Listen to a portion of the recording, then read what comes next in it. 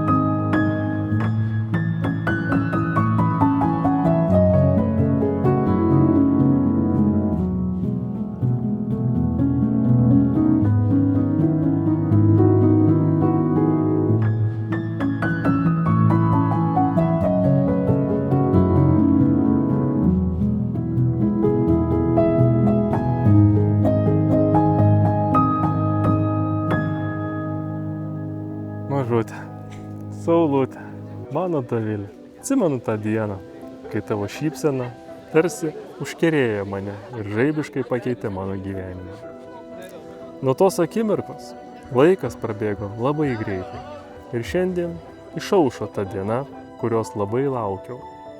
Nuo šiandien visiems savo draugams, pažįstamiems, kolegoms, visam pasauliui tave pristatysiu sakydamas: čia mano žmona. Esu be galo laimingas, dabar čia prieš save matydamas tave tokią gražią, protingą, be galo darbščią, linksmą ir puikią moterį. Tu esi nuostabi. Ačiū tau už begalinį ir savęs negailinti rūpestį, štai kad supranti mane iš pusės žodžio ar žvilgsnio. Ačiū tau už tavo palaikymą ir motyvaciją, kuri įkvepia nesustoti. Ačiū už tą pilnatvę, kurią galiu jausti su tavimi. Šiandien pasižadu tau ir toliau kiekvieną dieną mokytis gyventi kartu, suprasti, išklausyti, būti šalia. Pažadu skatinti, drąsinti tave siekiant savo tikslų, pažadu paguosti ar pagelbėti, kada tik reikės. Pasižadu kūrenti mūsų aistrą. Tad, mažute, susitaikyk, kad laužus kursiu ne tik gamtoje iškilaujant, bet ir mūsų namuose. Pažadu nebepastebėti smulkių netitikimų mano įsivaizduojamai tobulai tvarkai namuose ar automobilyje. Nes šiandien man visiškai aišku ir akivaizdu, kad vedu tobulą moterį. O jei kas bus ne taip ar ne vietoj, tiek to. Šiandien aš sakau, man kiekviena tavo nuotrauka verta Instagramo. Bet pažadu stengtis tave fotografuoti taip ir tiek kartų, kol tu pasakysi: o, nuotrauka verta Instagramo. O svarbiausia, šiandien pasižadu būti tau ištikimas, nuoširdus ir mylintis vyras. Myliu tave, Dovilė. Ir žinau, kad ir toliau nenustosim patys spręsti, ką mums reiškia laimė ir būti laimingiems. Šiandien mūsų startas. Aš labai laimingas ir pažadu, kad su manimi tu būsi pati laimingiausia moteris pasaulyje. Niekada nepaleiskim vienas kito. Tu turi mane, o aš turiu tave.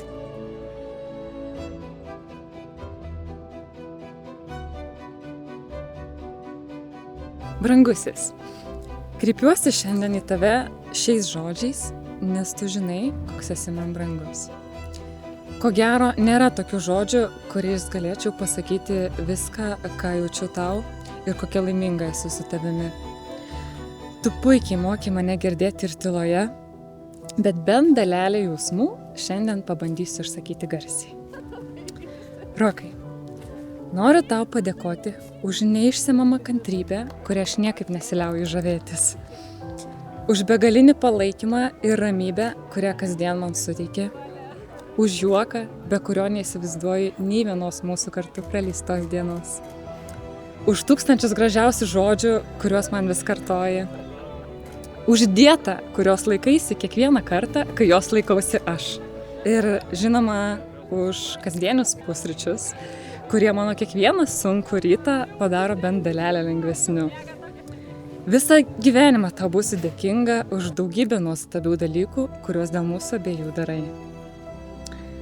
O aš pasižadu būti tau švelni ir kantri, kiek tik pajėgsiu.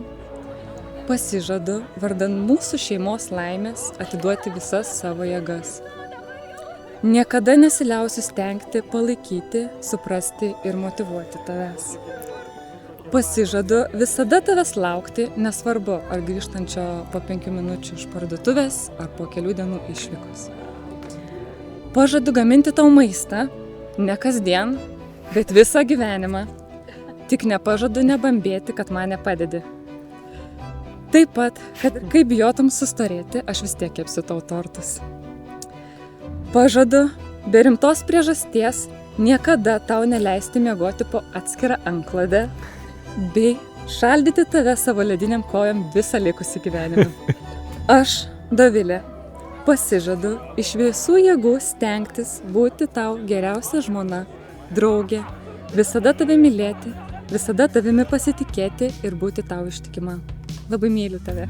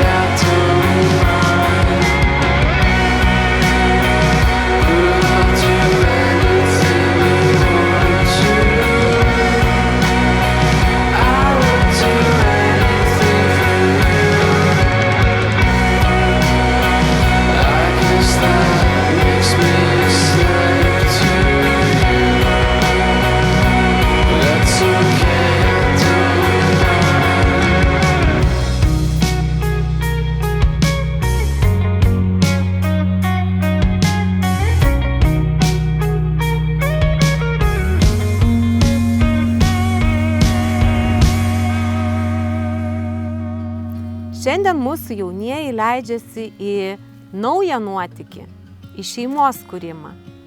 Ir tai jie daro atsakingai, su meile.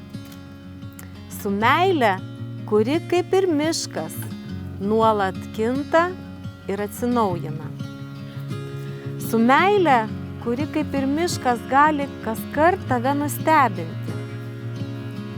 Joje, meilėje, kaip ir miške, gali rasti neišsemiamas stiprybės, neišsenkančias gyvybės. Ir viskas reikalinga.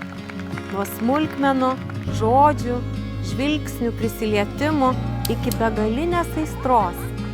Kaip ir miške, reikalinga kiekviena gyvybė, vabalėlis, lapelis ar gėlytė. Jie kiekvienas svarbus ir sudaro visumą. Meilėje, kaip ir miške, ištirpsta laiko ribos ir viskas, kas egzistuoja, stiebiasi į amžinybę. Tad, mielieji, kai pasiklysite meilės keliuose, susikibkite va taip rankomis ir ateikite ieškoti jos į mišką. Tegul miškas bus geriausias jūsų meilės mokytojas.